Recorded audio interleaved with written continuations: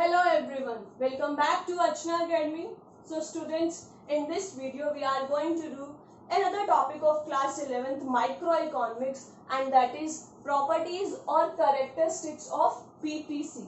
PPC means production possibility curve.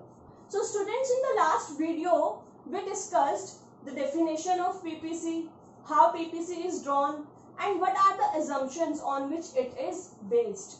Those who have not watched that video yet, I would like to suggest to watch that video first. Only then you will be able to understand this one. Those who have not subscribed my channel, I would like to suggest please subscribe my channel so that you will get the notification of my upcoming videos and you will be able to watch all of them. Fine. So let us start. Characteristics of PPC. तो थोड़ा बहुत हम इसका एक brief introduction ले लेते हैं कि पीपीसी हमने क्या पढ़ा था.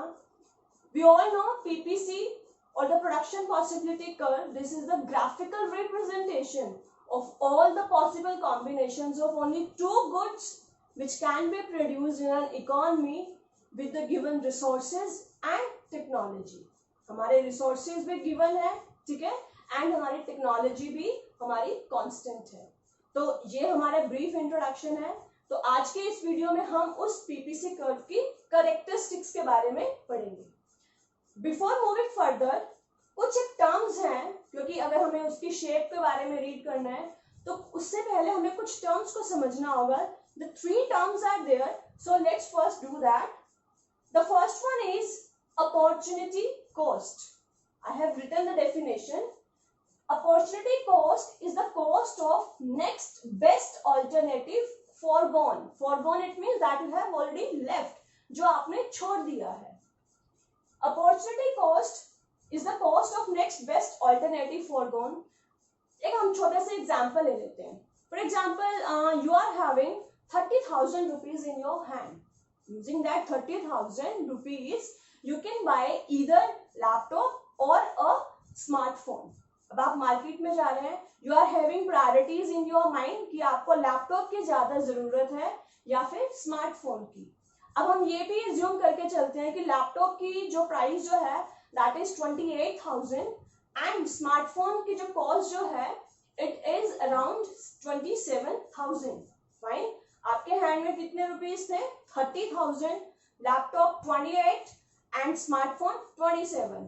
Again based on your priority आपने लैपटॉप को बाय करना है. It will be better for you. तो आपने लैपटॉप को परचेज किया. अब अगर आप लैपटॉप ना परचेज करते, what would you have bought then? आप क्या खरीदते उसकी जगह? देन स्मार्टफोन आप खरीद सकते थे, ठीक है, बट यू चॉइस लैपटॉप. तो इस केस में, इस एग्जाम्पल में आपकी अपॉर्चुनिटी कॉस्ट कितनी हो जाएगी? The cost of smartphone, that means 27,000 rupees. Fine. Opportunity cost उस प्रोडक्ट की कॉस्ट नहीं होती जो आपने परचेज किया है. Rather, this is the cost of the next best alternative that you have forgone, जो आपने छोड़ दिया है. I hope you have all understood. The next one is MOC. MOC, marginal opportunity cost. Marginal opportunity cost में हमने एक new word add कर दिया, मार्जिनल. अगर हम इसका हिंदी मीनिंग देखें, मार्जिनल मीन्स एडिशनल, ठीक है. Now let's read the definition first. It refers to the number of units of a commodity sacrificed to gain one additional unit of another commodity. इसका क्या मतलब है? जैसे हमें पता है कि पीपीसी कर्व को ड्रॉ करते वक्त हमने एक assumption रीड करी थी, दैट इज कि इकोनॉमी में only two goods are being produced, दो ही गुड्स का प्रोडक्शन हो रहा है, ठीक है.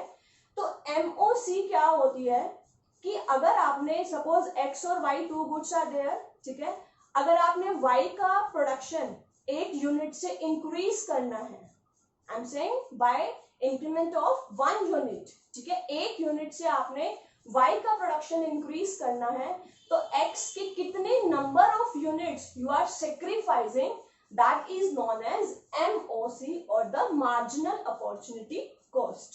मैंने यहाँ पे लिखा है number of units of a commodity sacrificed, it means X की कितने यूनिट्स आपने सेक्रीफाइस करी हैं to gain one additional unit of another commodity, और यहाँ पे हमारी जो अनदर कमोडिटी है दैट इज कमोडिटी वाई। ठीक है, अभी नीचे मैंने एक टेबल भी बनाई है, you can better understand this MOC using this table. I have written the combinations or the possibilities A, B, C, D, E. ठीक है, good X, this is the units of good Y. ठीक है, अब यहाँ पे good X, अगर हमारे सारे रिसोर्सेज जो हैं वो good X में ही हम यूज नहीं कर रहे, Y में कर रहे हैं, तो Y के कितने यूनिट्स हम प्रोड्यूस कर रहे हैं 20। ठीक है, सेकेंड पॉसिबिलिटी में हमने क्या देखा कि अगर हमने x की यूनिट जो प्रोडक्शन जो है बाय 1 यूनिट अगर हमने इंक्रीज किया है, क्योंकि हमने डेफिनेशन में पढ़ा है 1 एडिशनल यूनिट, एक यूनिट से अब जब हम इसकी प्रोडक्शन को इंक्रीज कर रहे हैं तो हमें y की कितनी कमोडिटीज को सेक्रीफाइस करना पड़ा है 2। Earlier it was 20, now it is 18, तो 2 यूनिट्स का हमने सेक्रीफाइस किया है। ठीक है, थर्ड जो हमारी पॉसिबिलिटीज अगेन फर्स्ट से सेकंड आ गया। ठीक है, हमने अब x की 2 यूनिट्स का हमने प्रोडक्शन किया है, तो y की हमने अब कितने यूनिट्स फॉरगॉन करी है, कितने यूनिट्स का सेक्रीफाइस किया है 4 यूनिट्स का। पहले 20 था, फिर 18 हो गया और फिर 14 हो गया। नेक्स्ट में 2 से 3 इंक्रीज हो रहा है x का प्रोडक्शन, और y का जो प्रोडक्शन जो है वो डिक्रीज हो रहा है फ्रॉम 14 to 8। ठीक है, और लास्ट में अगर सारे के सारे रिसोर्सेज हम x की प्रोडक्शन में ही यूज कर रहे हैं, so we will have 4 units of x and 0 units of y। ठीक है, ये छोटी सी टेबल थी। अब हम MOC समझते हैं यूजिंग दिस डेफिनेशन में हमने पढ़ लिया कि एडिशनल यूनिट जो हमने x की गेन करनी है तो उसके लिए हमें कितनी यूनिट्स ऑफ y फॉरगॉन करनी पड़ेगी, हमें सेक्रीफाइस करनी पड़ेगी। तो you can see first case में तो MOC 0 ही होगी, कुछ हो ही नहीं सकता। सेकंड में हमने सेक्रीफाइस 2 यूनिट्स का किया है, सो MOC विल बी 2। थर्ड में हमने 18 माइनस 14 4 यूनिट्स का हमने सेक्रीफाइस किया है to get 1 additional unit of x, so हमारी MOC कितनी हो जाएगी 4। फाइन, नेक्स्ट में हमने देखा कि 14 माइनस 8 इट मीन्स 6 यूनिट्स का हमने सेक्रीफाइस किया है गुड y का, तो MOC कितनी हो जाएगी 6। And in the last one हमने सारा का सारा प्रोडक्शन जो किया है वो x का ही किया है, y को हमने बिल्कुल कंप्लीटली सेक्रीफाइस कर दिया है, तो कितने यूनिट्स हमने y के सेक्रीफाइस किए हैं दैट इज 8, तो MOC क्या हो जाएगी हमारी 8। I hope you all have understood how MOC is calculated. Fine. Now let's move to the another term that is MRT. MRT means marginal rate of transformation. It's very simple to calculate. पहले हम इसके definition देख लेते हैं। MRT is the ratio of number of units of a commodity sacrificed to gain an additional unit of another one. It means आपने इसमें ratio को find out करना है कि आपने एक गुड की जो एक कमोडिटी की कितने यूनिट्स को सेक्रीफाइस किया है। ठीक है, दूसरे गुड के प्रोडक्शन को इंक्रीज करने के लिए बाय 1 यूनिट, तो उनका जो रेशियो होता है that is known as MRT। The formula of MRT is this is known as delta, it shows the changes. ठीक है, हमारे कितने चेंजेस हुए, फॉर एग्जांपल जैसे हमने यहाँ पे पहले 20 था, फिर यहाँ पे 18 हो गया, तो changes is 20 minus 18, it will be answer will be 2। ठीक है, 20 माइनस 18, तो आंसर आपका क्या आ जाएगा 2, तो वो जो 2 होगा that will be represented by this delta. ठीक है, जो ये हमारा क्या रिप्रेजेंट करता है चेंजेस। तो MRT, the formula of MRT is delta of sacrificed. ठीक है, हमने कितनी यूनिट्स का सेक्रीफाइस किया है डिवाइडेड बाय, क्योंकि रेशियो है, डेल्टा ऑफ गेन्ड यूनिट्स। ठीक है, अब हम जरा इसी टेबल में देख लेते हैं। MOC हमने फाइंड आउट कर लिया था, कैसे हमने देखा था। ठीक है, MRT क्योंकि ये रेशियो है, तो फर्स्ट केस में इट विल बी जो हमारा रेशियो है that will not be possible, क्योंकि x का प्रोडक्शन तो हो ही नहीं रहा है। ठीक है, सेकेंड केस में 2 ठीक है, 2 यूनिट्स का हम सेक्रीफाइस कर रहे हैं, 20 माइनस 18 रेशो, हम 1 यूनिट का ही इंक्रीज कर रहे हैं प्रोडक्शन, तो 2:1, then 18 minus 4:1, then 6:1 and then 8:1. तो ये हमारा क्या हो जाएगा, MRT. I have written delta y upon delta x, क्योंकि y की जो यूनिट्स हैं वो हम सेक्रीफाइस कर रहे हैं. I hope you all have understood. हमने यहाँ पे 3 टर्म्स के बारे में पढ़ा है. फर्स्ट हमने पढ़ा है कि अपॉर्चुनिटी कॉस्ट क्या होती है. सेकेंड हमने इसमें रीड किया है व्हाट इज MOC. ठीक है, MOC क्या है हमारा. And third we did MRT, कि ये MRT जो है वो हमारा क्या होता है. I hope all you have understood. If you want to take the screenshot of this, you can take this.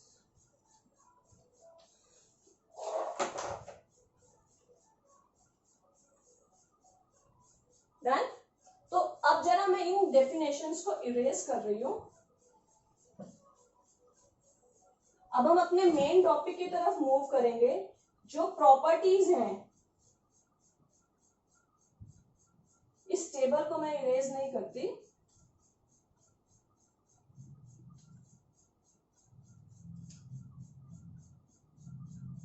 This is MOC. ठीक है. First properties of PPC is, पहले अगर हम इन टेबल को यूज करके अगर हम अपना PPC ड्रॉ करते हैं तो वी विल हैव दिस, क्योंकि ये हमने लास्ट वीडियो में भी देख लिया कि how to draw. So this will be good x, this will be your good y. Fine. ठीक है. अब हम जरा इनको पॉइंट्स को 0, 1, 2, 3, 4, 5 और यहाँ पर हम ले लेते हैं 0, 10 का 4,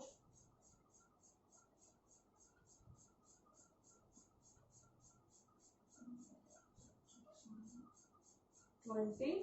फाइन. और ये हमारा 4 तक ही था. तो अगर हम इनका जो PPC कर्व जब हम ड्रॉ करेंगे तो we will have this curve like this. ठीक है. ये वाले जो कर्व जो होगा PPC. ठीक है. तो ये कर्व जो है हमारा ऐसे बन के आएगा. तो फर्स्ट जो हमारी इसकी कैरेक्टरिस्टिक और प्रॉपर्टीज जो होती है PPC की, वो क्या है कि ये PPC कर्व जो है वो हमारा क्या है, डाउनवर्ड स्लोपिंग है.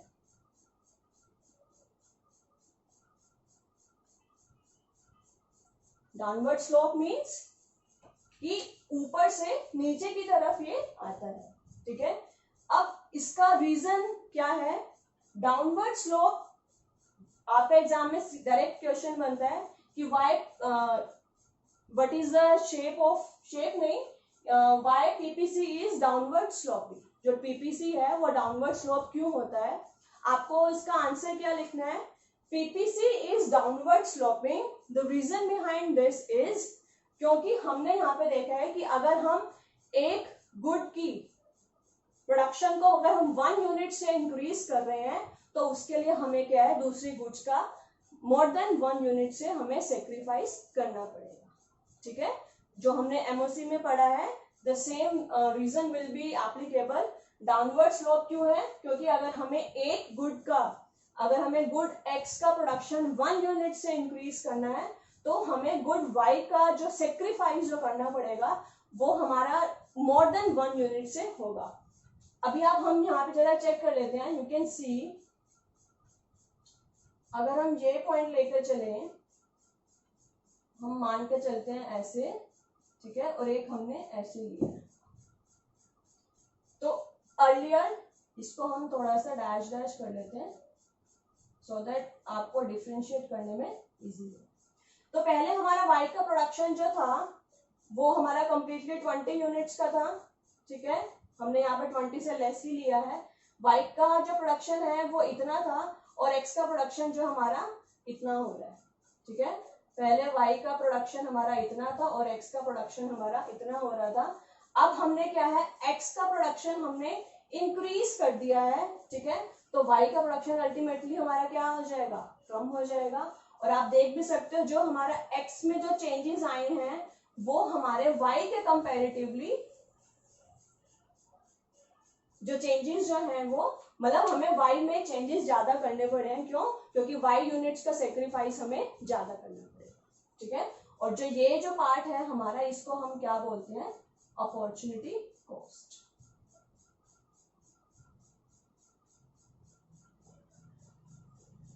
ठीक है, अगर आपका एग्जाम में कई बार ऐसा फिगर बना कर दे देते हैं और ऐसी लाइंस ड्रॉ करके पूछ लेंगे 1 मार्क में कि ये जो हमारा मतलब शेडेड पार्ट है इसको हम क्या बोलेंगे, क्या हमारा रिफ्लेक्ट करता है, तो आपका आंसर क्या हो जाएगा, this is the shaded portion reflects opportunity cost. ठीक है, तो ये समझ में आ गया हमारा डाउनवर्ड स्लोपिंग कर्व क्यों है। सेकेंड जो इसकी प्रॉपर्टी जो है द मोस्ट इंपॉर्टेंट वन, कि जो हमारा पीपीसी जो है इसकी shape this is concave to the origin.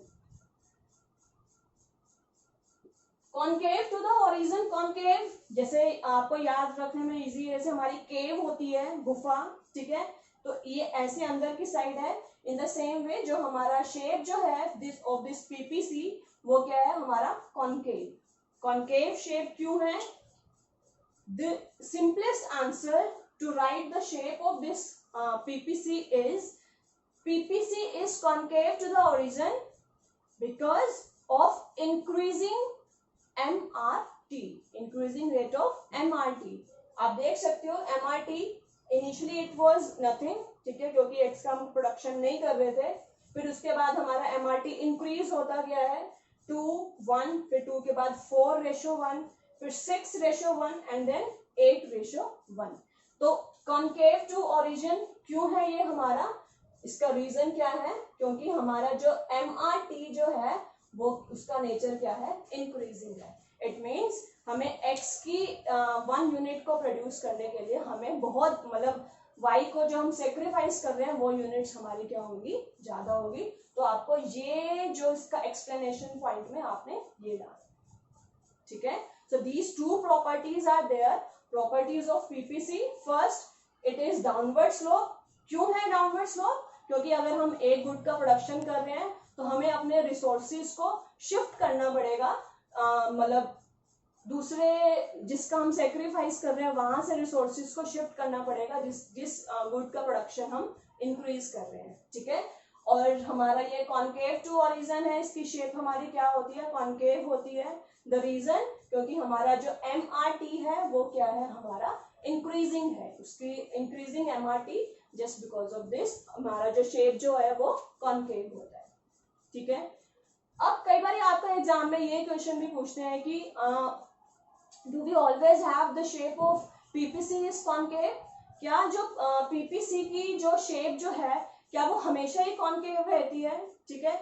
और what are the other cases, कि ऐसे कौन कौन से मतलब सिचुएशंस हो सकती हैं हमारा पीपीसी की शेप जो है वो चेंज हो सकती है। मैं यहाँ पे तीनों शेप बना रही हूँ, ये शेप तो आपको समझ में आ गया है, कॉन्केव शेप्ड है। अभी कई बार आपका एग्जाम में क्या है, सिंपल सा ऐसे भी पूछ लेंगे कि आपको ये बना दिया है, दिस इज गुड बाय, ठीक है, वो कॉन्केव शेप्ड है। इसका रीजन मैंने यहाँ पे लिख दिया है, वो बोल रहे कि अगर इसकी शेप क्या कॉन्वेक्स हो सकती है, दिस इज कॉन्वेक्स पीपीसी। हाँ जी, सेकेंड शेप हमने क्या बात, these are the exceptionals कि कॉन्वेक्स पीपीसी कब होगा, ठीक है। तो आपने इसका रीजन क्या लिखना है, पीपीसी हमारा कॉन्वेक्स कब होगा, अगर हमारा जो MRT है वो क्या है, डिक्रीजिंग MRT है, ठीक है। MRT का जो रेट जो है वो डिक्रीज है। इट मीन्स हमें क्या है, x के 1 यूनिट को प्रोडक्शन करने के लिए y की हमें बहुत कम यूनिट्स का हम सेक्रीफाइस कर रहे हैं। जहां पे ये इंक्रीजिंग था इस वजह से हमारी शेप इंक्रीजिंग हो गई है, ठीक है। हमारा अगर पीपीसी कॉन्वेक्स है, कॉन्वेक्स टू ओरिजिन है, तो इसका रीजन क्या है, हमारा डिक्रीजिंग रेट ऑफ MRT, ठीक है। और थर्ड केस क्या हो सकता है, गुड एक्स, गुड वाई कि पीपीसी हमारा स्ट्रेट लाइन है, straight line PPC, straight line. मैं जरा यहाँ पे इसको ऐसे कर देती हूँ। हाँ जी, स्ट्रेट लाइन पीपीसी ये कब होगा, जब हमारा एमआरटी क्या होगा, कांस्टेंट है। कांस्टेंट मींस ये जो हमारा रेशो है, ये रेशो कितना रहेगा, 1:1। इसका मतलब क्या है, अगर हम x का जो प्रोडक्शन जो है वो 1 यूनिट से इंक्रीज कर रहे हैं, तो y का प्रोडक्शन भी हम 1 ही यूनिट से डिक्रीज कर रहे हैं। ठीक है, तो एक बार हम सब कुछ एक बार रिकॉल कर लेते हैं जो भी हमने इस वीडियो में अभी तक पढ़ा है। हमने सबसे पहले पढ़ा कि पीपीसी होता क्या है, व्हाट इज द डेफिनेशन। ठीक है, फिर हमने पढ़ा opportunity cost, this is the cost of next best alternative forgone. Then we did MOC, then MRT. फिर ये टेबल, एमआरटी बेसिकली हमारा ये रेशो होता है, और एमओसी हम कितने यूनिट्स का सेक्रीफाइस कर रहे हैं, वो हमारा एमओसी हो जाएगा। प्रॉपर्टीज, हमने 2 प्रॉपर्टीज की बात करी है। फर्स्ट, जो स्लोप जो है वो डाउनवर्ड स्लोप होता है पीपीसी का। द रीजन, क्योंकि हमें रिसोर्सेज को शिफ्ट करना पड़ता है। अगर हम एक गुड का प्रोडक्शन 1 यूनिट से इंक्रीज कर रहे हैं, तो हमें जिस चीज का प्रोडक्शन हम सेक्रीफाइस कर रहे हैं, तो we have to shift the resources from one to another. ठीक है, नेक्स्ट इंपॉर्टेंट वन, इसकी शेप के बारे में हमने पढ़ा कि ये जो पीपीसी है वो कॉनकेव टू ओरिजिन होता है। ठीक है, the simplest answer of this is just because of increasing MRT. अब आपका एग्जाम में कई बार ऐसे भी बोल देंगे, ये आपको शेप्स दी हुई होंगी, you have to find out. कई बार आपको बताना भी पड़ता है कि ये कौन सी शेप है, कॉनकेव है या कॉन्वेक्स है। ठीक है, तो फिर से मैं आपको बता देती हूँ, अगर ऐसी वाली शेप है, जैसे केव हमारी गुफा ऐसे जाती है, तो it will be the shape of concave. इसके अपोजिट कॉन्वेक्स। ठीक है, कॉन्वेक्स पीपीसी हमारा कब होगा, जब हमारा एमआरटी डिक्रीजिंग है। और हमारा स्ट्रेट लाइन पीपीसी कब होगा, जब हमारा एमआरटी क्या होगा, कांस्टेंट होगा। इट मींस जो रेशो है वो 1:1 है। यानी कि अगर हम 1 यूनिट का प्रोडक्शन कर रहे हैं इंक्रीज ऑफ गुड एक्स, तो वाई का भी हमें सेम 1 यूनिट का ही हमें वहां पे सेक्रीफाइस करना होगा। ठीक है, I hope you all have understood. This is very important topic to understand. इससे पिछले वाली वीडियो, ठीक है, वो वीडियो वो देखनी इंपॉर्टेंट है। अगर जब तक आप वो वीडियो नहीं देखेंगे, आपको ये समझ में नहीं आएगा। ठीक है, तो from examination point of view also this is very important to understand. So in the next video we will do shift and rotation of PPC. PPC में शिफ्ट और रोटेशन कैसे होती है, what are the reasons behind that. ठीक है, और उस case में पीपीसी हमारा उसकी जो शेप जो है वो कैसे वो मूव करता है, that all will be discussed in the next video. Fine, so if you find my video very fruitful to you, you are getting something from my videos, do a like to my videos and share it as you much can. Fine, okay, thank you.